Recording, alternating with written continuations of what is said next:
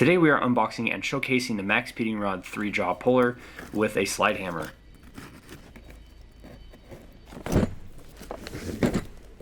This kit comes with a hard shell carry case designed to hold all the components.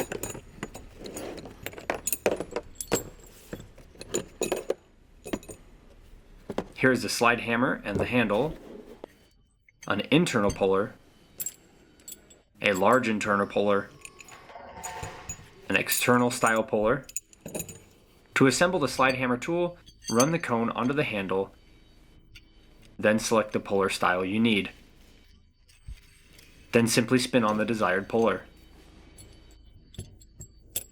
All three styles are spun onto the handle the same way.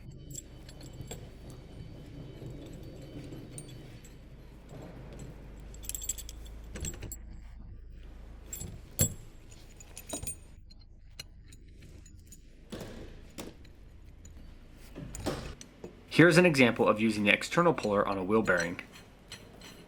Run the cone onto the handle in this orientation.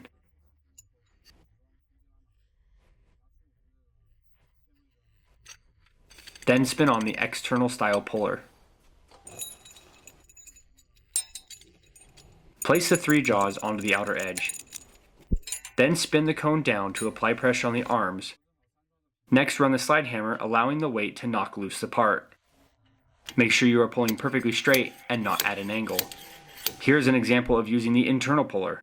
After selecting the proper jaw, spin the built-in tensioner to hold the puller in place.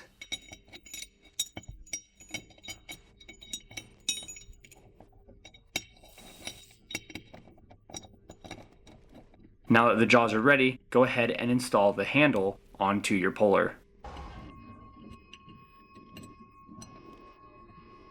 At this point, you are now ready to use a slide hammer to knock the part loose and then off.